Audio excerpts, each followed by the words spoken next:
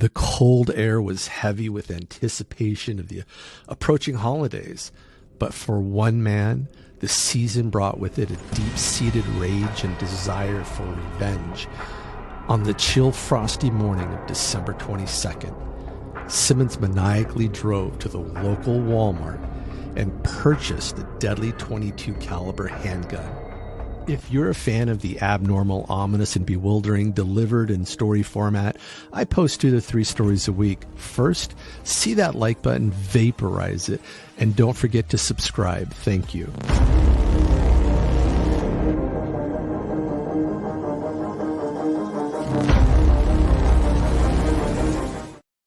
When Simmons returned to his home, he sat in his vehicle.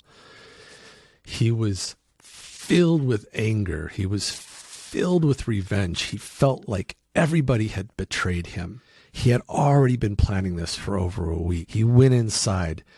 His wife, Becky, his adult son, Ronald Jr., who was just visiting, they were doing what everybody else was doing prior to Christmas, getting ready to celebrate in just a couple of days. But he went inside to the kitchen and he viciously bludgeoned and beat his wife and then shot her to death. Turned quickly and attacked his adult son, Ronald Jr., and killed him.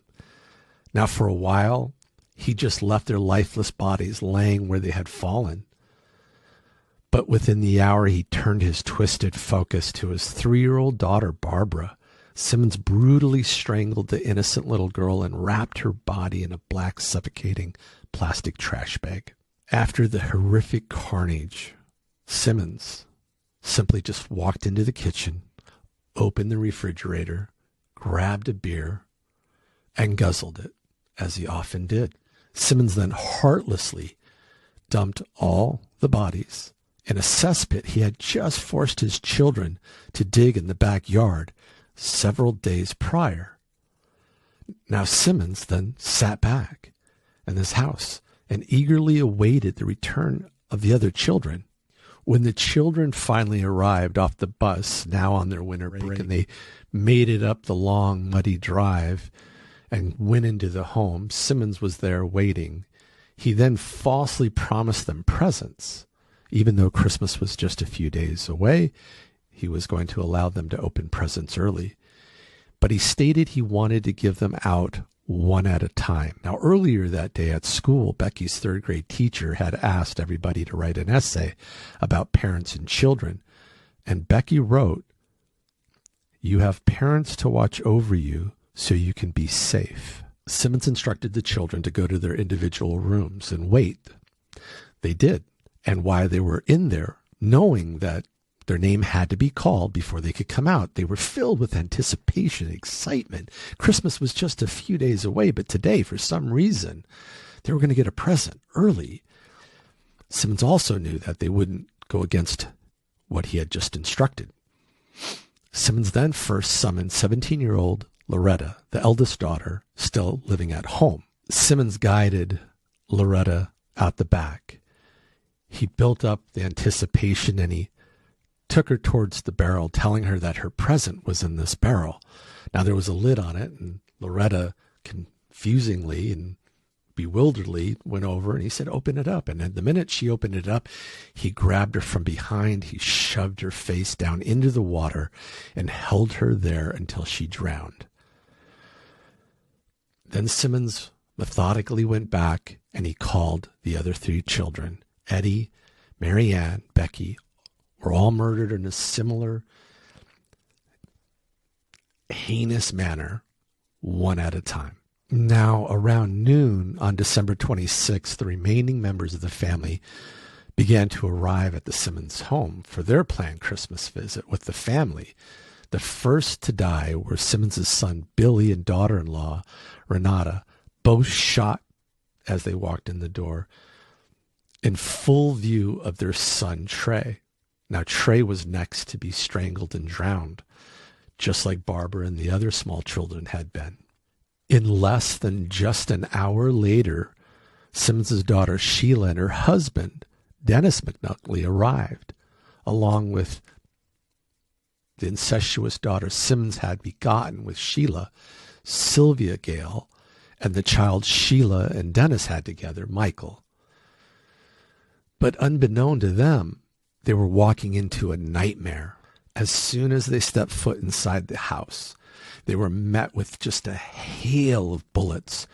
Sheila and Dennis were brutally murdered, their lifeless bodies just collapsing to the ground. The sound of gunfire echoed through the entire home and hall, signaling the beginning of a massacre. The noise of the gunfire dissipated. Simmons then turned his attention quickly to his own offspring, Sylvia Gale.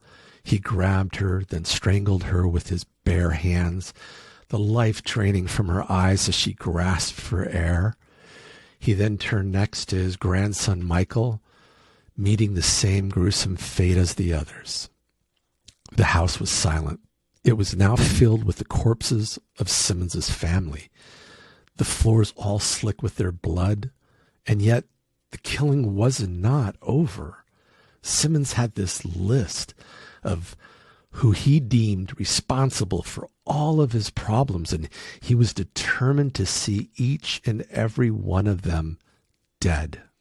Simmons walked back into the kitchen, opened up the refrigerator, grabbed another beer, guzzled it, and then simply turned around and began to arrange the bodies of his entire family in a macabre display in the living room. The corpses were all covered with coats, except for Sheila, who was laid out in a formal viewing state. She was covered by Mrs. Simmons's best tablecloth. The bodies were all arranged in a neat row, a testament to Simmons's twisted sense of order. Night fell, and as the morning lit filtered through the windows, the true horror of the scene was revealed.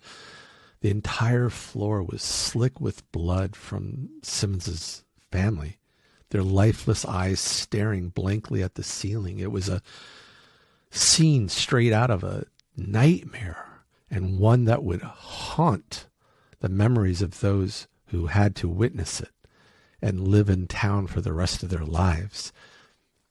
The bodies of the two grandsons were wrapped in a slimy, translucent plastic sheeting and left in abandoned cars at the end of the lane.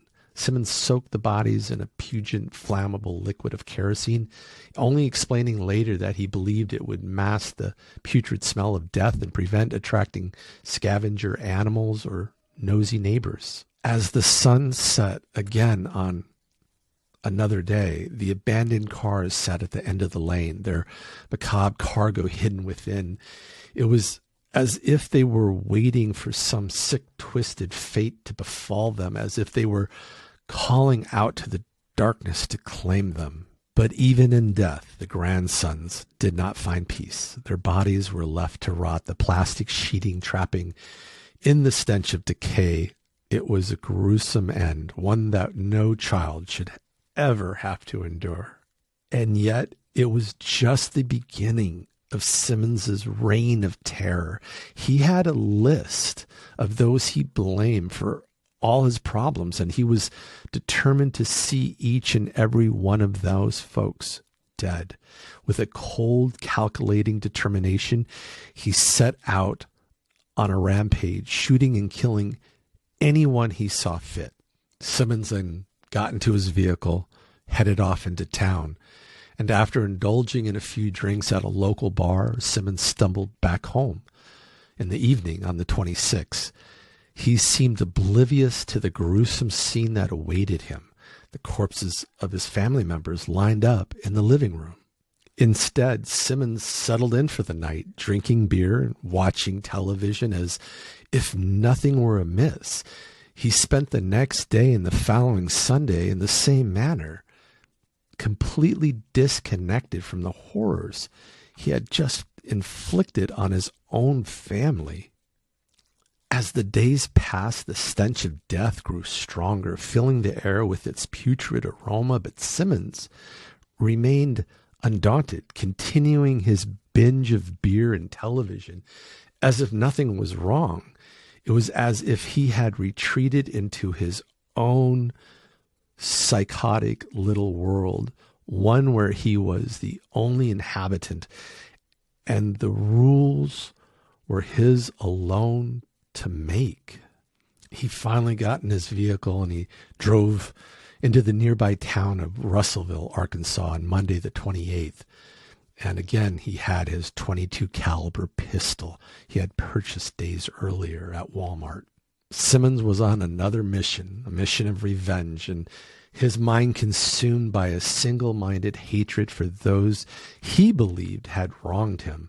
His first stop was a law office where he shot dead a young woman named Kathy Kendrick, just 24. For some reason, he held her responsible for many of his problems. But Simmons wasn't satisfied with just that victim. He had a list. He moved on down the street to the Taylor Oil Company, where he had shot dead a man named J.D. Chafin, 33 years old. The owner was also wounded in the attack, but managed to survive. Now, as the bodies of his victim began to pile up in town, Simmons seemed to grow more and more frenzied. He was like a wild animal, driven by a primal need for revenge. He was determined to see each and every one of those he blamed for his problems dead, and he wouldn't stop at anything to achieve his goal. His next stop was a convenience store where he had once worked. There, he shot and wounded 2 more people. But Simmons wasn't yet finished. He moved on to yet another office, Woodline Motor Freight Company, where he had also worked briefly.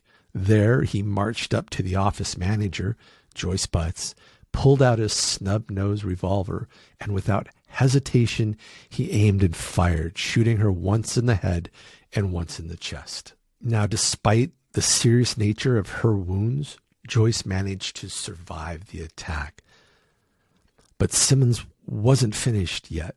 He continued his rampage, hunting down those he blamed for his problems and taking them out one by one. Finally, with his last victim down, Simmons knew that his rampage was over. He surrendered to one of the Woodline secretaries, a woman he knew, and admitted to her that he only wanted to kill Joyce. "I didn't want to hurt anybody else," he said. "I've gotten everybody who wanted to hurt me." Now, Simmons' killing spree had lasted just 45 minutes, but in that time he had left a trail of death, destruction in his wake when he went into town. 4 people were wounded and 2 were dead. It was a horrifying reminder of the power of hatred and revenge and the devastating consequences that can result from it. As the authorities took Simmons into custody, the full extent of his crimes began to emerge. It was a shocking revelation, one that would leave the community reeling for years to come. Even now, 30 years plus, the very mention of his name evokes fear. But despite the horror of his actions, Simmons remained unrepentant, convinced that he had done what needed to be done to right the wrongs that he had been inflicted upon him. In the end, Simmons's rampage, he methodically executed 14 members of his family, 6 daughters, Barbara, Loretta, Marianne, Becky, Sheila, and Sylvia, 3 sons, Gene, Eddie, and Billy, 2 grandsons, Trey and Michael, 1 son-in-law, Dennis, 1 daughter-in-law, Renata, and his wife, Becky. 2 days later, he went into town and killed 2 others, Kathy Kendrick, 24, and J.D. Chafin, 33. Simmons later waived all his appeals. Simmons was convicted of 14 counts of capital murder, and he was sentenced to death. He waived all appeals and was executed via lethal injection on June 25, 1990. All through the arrest and imprisonment, Simmons never came out and said why. There was just speculation, and to this day, the speculation grows. Over the decades, and even up until now, there's been multiple motives. A family friend told investigators that Becky had been saving up money to divorce Simmons. And then not too long after the killings happened, the former freight company supervisor who survived the shooting later testified that Simmons had yelled at her during a previous argument about pay. Investigators found a letter inside a safety deposit box between Simmons and his daughter, Sheila. Simmons was angry that Sheila had revealed he was the father of her child, and he wrote her he would see her in hell.